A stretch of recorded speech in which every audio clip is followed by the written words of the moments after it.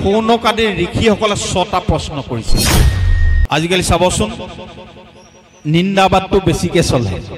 নিন্দাবাদে ভক্তিক অৱনমিত কৰে। গণেশ ভগৱান নহয়, শিৱ ভগৱান নহয়, এই নিন্দাবাদটো বৰ্জনীয়।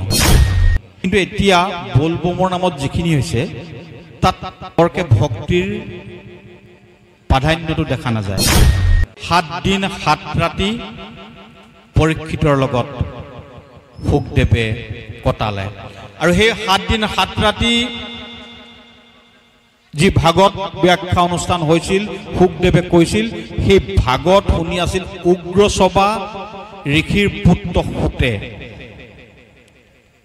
উগ্ৰসভা ঋষিৰ পুত্ৰ সূতে শুনি আছিল সেই ভাগৱতখন।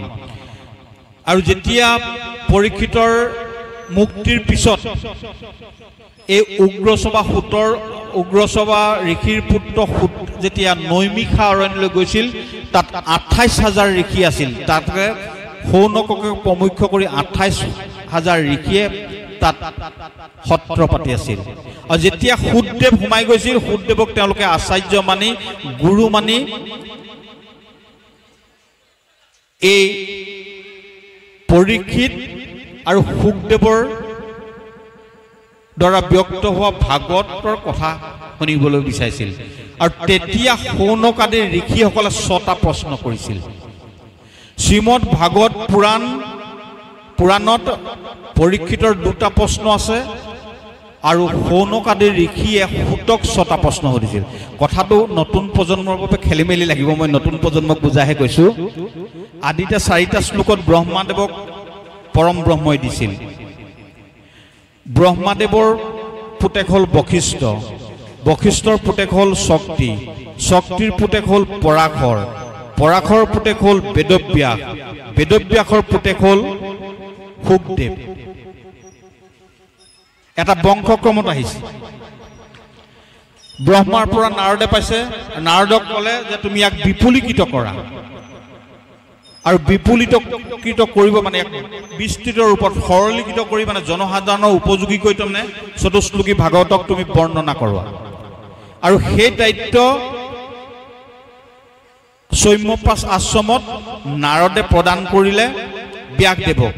ব্যাসদেৱে 18,000 শ্লোকৰ মাজত সেই ভাগৱতখন প্ৰণয়ন কৰিলে।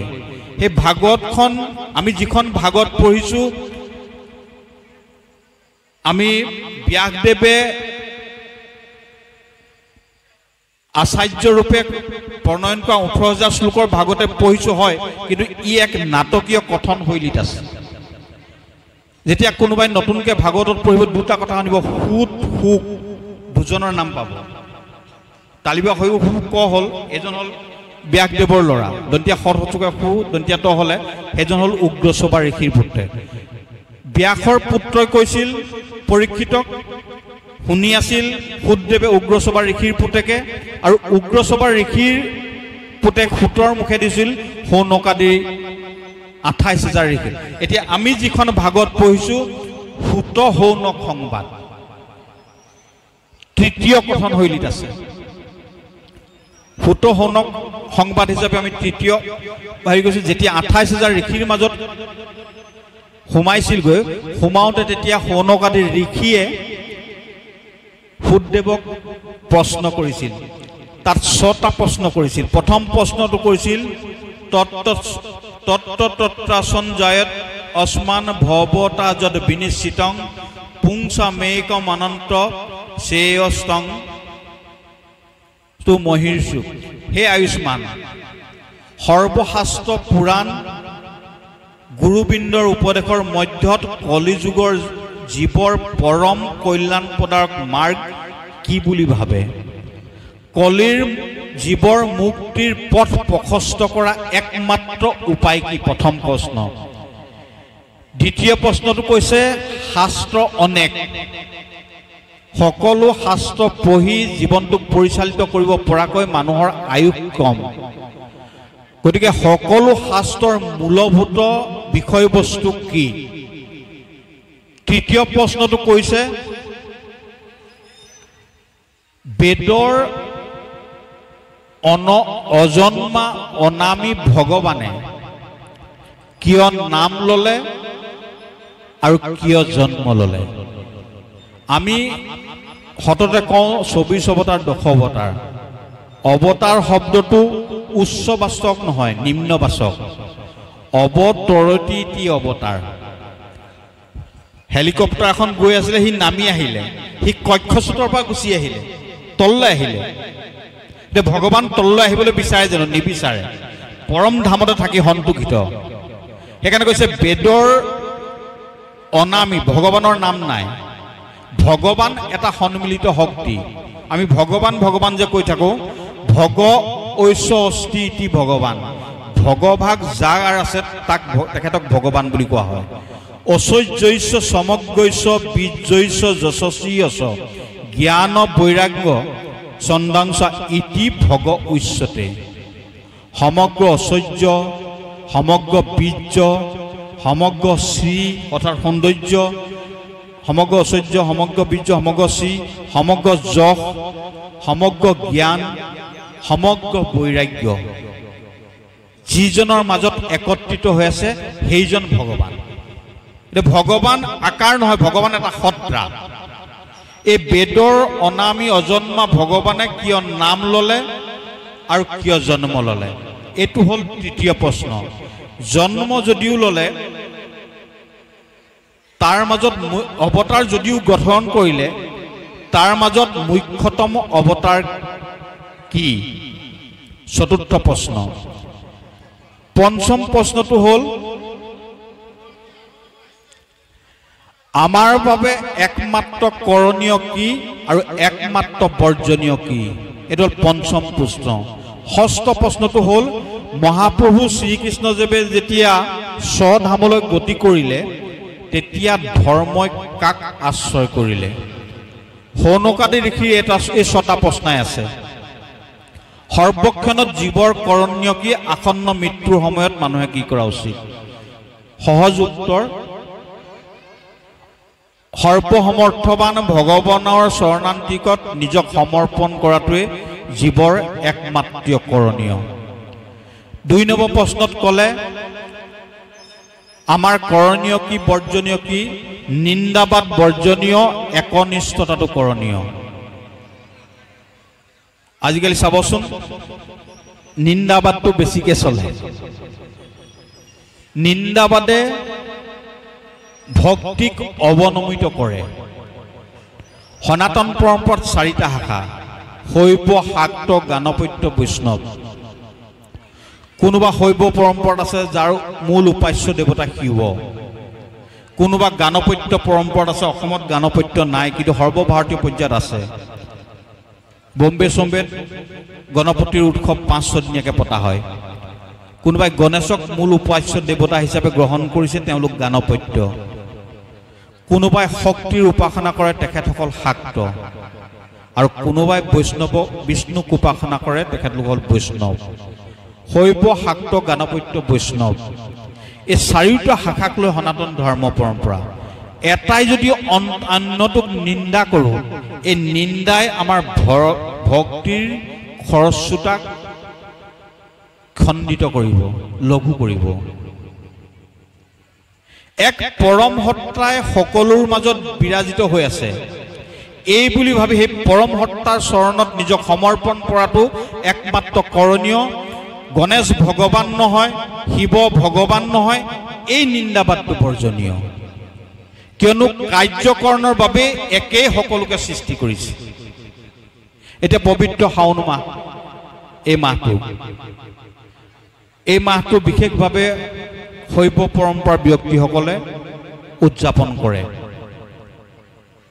শৈৱ বুলি নহয়, অন্যান্য সম্প্ৰদায়ৰ মানুহে উদযাপন কৰে, কিন্তু যিটো উদযাপিত হৈছে সি ভক্তিৰ পৰিপন্থী। শাওণ মাহৰ বিশেষ তাৎপৰ্য আছে। ইয়াৰ আগে আগে শয়ন একাদশী আছিল। মহাপ্ৰভু শয়নত গুচি গ'ল, পৰম ব্ৰহ্ম শ্ৰী বিষ্ণু শয়নত গ'ল। ৰাসৰ আগে আগে উত্থান একাদশী আছে।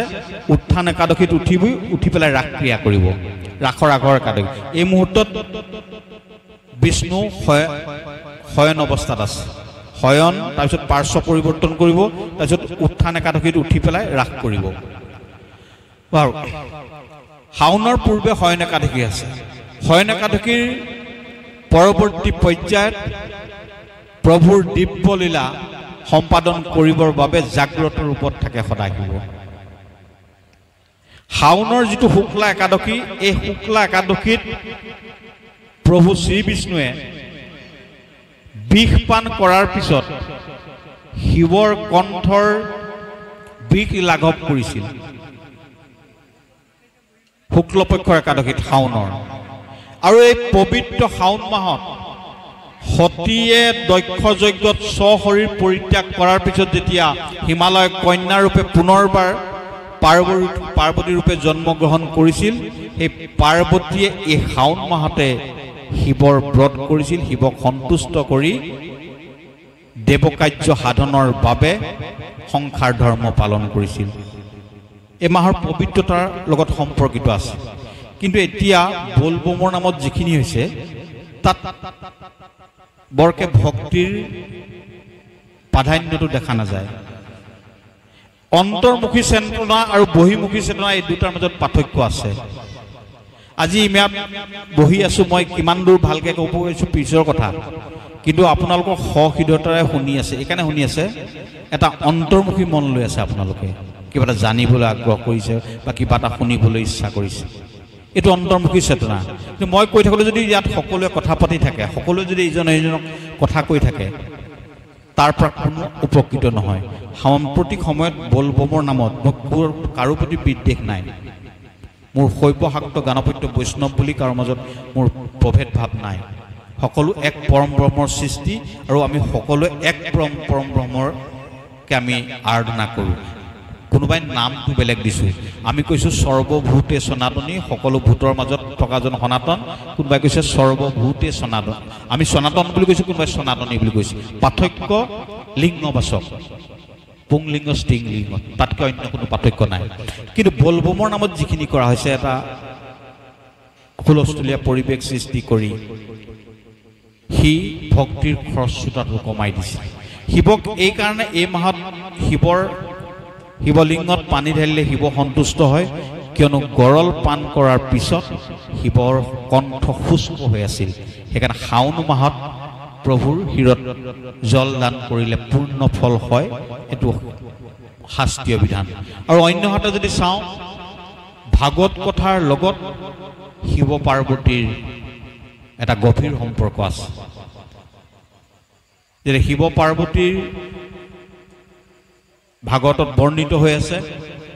ভাগৱত কোনে কোনে কৈছিল, এই ক্ষেত্ৰত বৰ্ণিত হৈ থাকোঁতে শিৱ আৰু পাৰ্বতীৰ মাজত ভাগৱত চৰ্চা হৈছিল। অমৰ কথা বুলি কয়, যিটো হৈছিল অমৰনাথত। প্ৰথম সদাশিৱই পাৰ্বতীক এই অমৰ কথা কৈছিল। শ্ৰীমদ ভাগৱত ধৰ্মৰ কথা প্ৰথম পাৰ্বতীক প্ৰদান কৰিছিল প্ৰভু সদাশিৱই। যি কি নহওক, এই সনাতন ধৰ্ম পৰম্পৰা এই চাৰিটা সম্প্ৰদায়ৰ মাজত একতাটো তেতিয়া থাকিব যেতিয়া আমি শৰীৰক বাদ দি অন্তস্থিত সত্তাটোৰ সৈতে একাত্ম হ'ম। আমি কাৰোবাক কালী বুলি কৈছোঁ, কাৰোবাক দুৰ্গা বুলি কৈছোঁ, কাৰোবাক গণেশ বুলি কৈছোঁ, কাৰোবাক কৃষ্ণ বুলি কৈছোঁ, কাৰোবাক বিষ্ণু বুলি কৈছোঁ। কিন্তু এই সকলোকে চৈতন্য কৰি ৰখা মূলভূত সত্তা এক আৰু অদ্বিতীয়, তাৰ মাজত কোনো পাৰ্থক্য নাই। কিন্তু এই এক সত্তাই কাৰ্যকৰণৰ বাবে বিভিন্ন ৰূপত প্ৰতিভাত হৈছে। সেইকাৰণে আমি যদি এজনক নিন্দা কৰোঁ, পৰোক্ষভাৱে মূলজনক নিন্দা কৰাই হ'ব। সেইকাৰণে নিন্দাবাদ আমাৰ বাবে বৰ্জনীয়, একনিষ্ঠতাটো কৰণীয়। ২ নম্বৰ প্ৰশ্ন, যে নিন্দাবাদ সকলো কথাত বৰ্জনীয়, একনিষ্ঠতাটো আমাৰ বাবে কৰণীয়। ৩ নম্বৰ, বেদৰ অজন্মা অনামী ভগৱানে কিয় নাম ল'লে, কিয় জন্ম ল'লে? আমি গীতাত পাইছোঁ, পৰিত্ৰাণায় সাধুনাম বিনাশয় সদুষ্কৃতাম ধৰ্ম সংস্থাপনাৰ্থায় সম্ভৱামি যুগে যুগে। গীতাত প্ৰভুৱে নিজেই কৈছে যে যেতিয়াই পৃথিৱীত অধৰ্মৰ প্ৰাদুৰ্ভাৱ হ'ব, তেতিয়াই সাধুসকলৰ পৰিত্ৰাণ আৰু দুষ্টক বিনাশৰ বাবে আমি জন্মগ্ৰহণ কৰিম। শ্ৰীমদ ভাগৱত পুৰাণৰ ৯ম স্কন্ধৰ শেষত এটা শ্লোক আছে, যদা যদেহ ধৰ্মস্য ক্ষয়ো বৃদ্ধি চ পাপমান তদাতো ভগৱানীচ আত্মনং সৃজতে হৰি। যদা যদেহ ধৰ্মস্য ক্ষয়, যেতিয়াই যেতিয়াই ধৰ্মৰ ক্ষয় হ'ব, বৃদ্ধি চ পাপমান, পাপাত্মাসকলৰ বৃদ্ধি হ'ব, পাপাত্মাসকল শক্তিশালী হৈ দিব। তদাতো ভগৱানীচং আত্মনং সৃজতে হৰি, আৰু তেতিয়াই ভগৱানে এই ধৰা ধৰ্মত অৱতীৰ্ণ হয়। উদ্দেশ্য এটা, লীলাৰ যোগেদি পৰীক্ষিতে প্ৰশ্ন কৰিছে নৱম স্কন্ধত যে তেওঁ যেতিয়া সৰ্বসমৰ্থমান তেওঁ অৱতাৰ ল'বলগীয়া কি কথাটো আছে। কৈছে ন ঐশ্বতে জন্ম, তেতিয়া হেৰিয়ে কৈছে, কি কয়, শুকদেৱে কৈছে, ন ঐশ্বতে জন্মতে হেতু কৰ্মণো বা মহীপতে আত্মমায়াং বিনেশস্য পৰস্য দস্তুৰাত্মনং। হে পৰীক্ষিত, ভগৱান হ'ল যথাৰ্থতে সৰ্বসাক্ষী, সকলোৰে মাজত তেওঁ আছেই, আকৌনো বেলেগে কিয় আহিব লাগে। তেওঁ সকলোৰে মাজত থাকিলেও অসংগ আত্মা, তেওঁ কাৰো লগত সংগ নকৰে। আমাৰ এই দেহটোত তিনিটা বস্তু আছে, দেহ, জীৱ, আত্মা। এই পঞ্চভূতৰে গঢ়িত এইটো হ'ল দেহ। ইয়াক যিটো শক্তিয়ে চলাই কৰি ফুৰিছে সি হ'ল জীৱ। আৰু এটা বস্তু নিৰ্লিপ্তভাৱে অসংগ ৰূপত আছে, তেওঁক কোৱা হয় আত্মা। দেহ, জীৱ, আত্মা, এই তিনিটা বস্তুৰ সংমিশ্ৰণত আমাৰ এই শৰীৰটো গঠিত। দেহে কৰে, জীৱই দেহে কৰা কৰ্মৰ ফলশ্ৰুতিটো লয়। মই বাছে চাছে ভমি মেলি এইটো পালোহি, মোৰ শৰীৰটোৱে আনিলে, অনাৰ পিছত জীৱই কয় মই আহিলোঁ। তাৰপিছত মই যিখিনি কৰিলোঁ এইখিনিৰ মাজত ই অহংকাৰ সৰ্বস্বতাই জীৱই মই কৰিলোঁ এই ভাৱ কৰি আত্মাৰ স্থিতিটোক উজ্জ কৰি পেলায়। আৰু সেইকাৰণে এই জীৱটো আকৌ কৰ্মফলত বন্ধন হয়। ইয়াকো অহংকাৰ সৰ্বস্বতাৰ বাবে পৰজন্মতি বেলেগ কিবা এটা জন্ম ল'বগৈ। কিন্তু নিৰ্লিপ্ত অসংগতভাৱে যিটো থাকে সি হ'ল আত্মা। সি সকলোখিনি বস্তু চাই আছে, জীৱই কি কি কৰি আছে। জীৱই কৰা কোনো কৰ্মৰ বাবে সি ভোগ নকৰে, জীৱই খোৱা কোনো বস্তুৰ যোগেদি সি সমৃদ্ধ নহয়, সি মাত্ৰ কেৱল চাই থাকে। আৰু চাই থাকি পৰম ব্ৰহ্মক সমগ্ৰ বাতৰিটো দি থাকে। আৰু তাৰপিছত মোৰ পৰৱৰ্তী জন্মটো ইয়াৰ যোগেদি সাধিত হ'ব, এই আত্মাৰ যোগেদি। সেইকাৰণে কৈছে, হে পৰীক্ষিত, ভগৱান সৰ্বসাক্ষী, সকলোতে সাক্ষী ৰূপে আছে, জ্বৰ চৈতন্য সকলো মাজতে আছে। তেওঁ কেনেকুৱা অসংগ আত্মা, তেওঁ কাৰো লগত সংগ কৰিব, নিজে যেতিয়া পৰিপূৰ্ণ তেতিয়াহ'লে তেওঁক সংগ কৰিবলগীয়া কি আছে। যাৰ বাবে আত্মাস্বৰূপী মায়াবিলাসীৰ বাহিৰে তেওঁৰ জন্ম কৰ্মৰ অন্য কোনো কাৰণ নাই। কেৱল মায়াবিলাসৰ বাহিৰে তেওঁ অৱতাৰ গ্ৰহণ কৰা বা জন্ম গ্ৰহণ কৰা বা দুষ্টক দমন কৰা এই সকলোখিনি কাৰ্য কোনো অৰ্থহীন। তথাপিতো তেওঁ কৰি আছে বাৰম্বাৰ 24 অৱতাৰ লৈ। কিয় কৰিছে? এইকাৰণে কৰিছে যাতে তেওঁৰ লীলা আৰু লীলা মাধুৰ্যক শ্ৰৱণ কীৰ্তন আৰু দৰ্শন কৰি সাধুসকলে পৰম ভক্তিৰ ৰসত আপ্লুত হ'ব পাৰে। মই যে অলপ দেৰি আগত কৈছোঁ ব্ৰহ্মৰ কথা পাতিলে কোনো নাথাকে, কিন্তু কৃষ্ণৰ কথা পাতিলে ইয়াত ৰৈ থাকিব। কি কাৰণে ক'ব? কৃষ্ণৰ লীলা আছে, লীলা মাধুৰ্যৰ এটা সন্মোহনী শক্তি আছে, যি শক্তিয়ে আমাক তেওঁৰ কাষলৈ টানি নি থাকে, নিৰন্তৰ আকৰ্ষণ কৰি থাকে। সেই শক্তিটো লীলাৰ মাজত অভিভূত হৈ আছে। নহ'লে কংসক মাৰিবলৈ প্ৰভু আহিবলগীয়া কথা নাই, কোনোবা পাৰ্ষদ এজনক পঠিয়াই দিলেহেঁতেন, কংসৰ কামটো ইয়াতে কৰি থৈ গ'লহেঁতেন।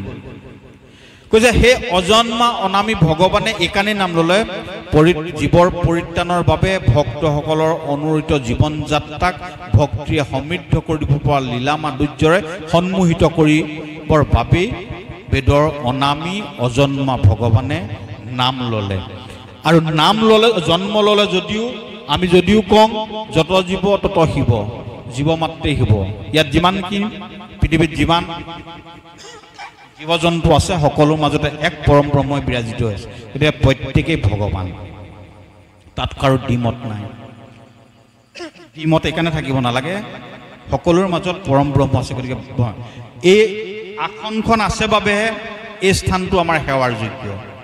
ভগৱান আসনতহে আছে, কিন্তু এইফালে যিমান মানুহ গৈছে চাইকেলেদি বা খোজকাঢ়ি দি গৈছে প্ৰত্যেকে নমস্কাৰ এটা কৰি গৈছে এই মূলভূত সত্তাটোক ধৰি থকাৰ বাবে এই দেহটো ভগৱান সদৃশ হৈছে গতিকে মই যদি মূলভূত বস্তুটোক ধৰি আছো এই কথাটো ভাবি যদি মই মোৰ এই শৰীৰটোক পবিত্ৰভাৱে সংযতভাৱে যদি ৰাখিব জানো মোৰ এই শৰীৰটোকো কোনোবাই নমস্কাৰ কৰিব যিসকলে জানিব পাৰিছে তেখেত ভগৱত তুল্য তাত কাৰো দ্বিমত নাই কিন্তু যদিও সকলোৱে আমি ভগৱানৰ অংশ তথাপিতো কৈছে যে শাস্ত্ৰসন্মত যি 24 জন 24 ভাগ অৱতাৰৰ কথা কৈছে সেই 24 ভাগ অৱতাৰহে মুখ্যতঃ ভগৱান ৰূপে স্বীকৃত তাৰে ভিতৰে 10 ভাগ বিশেষভাৱে স্বীকৃত মৎস্যকুৰ্ম নৰসিংহ বৰা আদি কৰি 10 ভাগ ভগৱানৰ অজন্মা অনামী ভগৱানে জন্ম ললে আৰু জন্ম ললে যদিও তেখেতৰ মুখ্য অৱতাৰ কিমান 24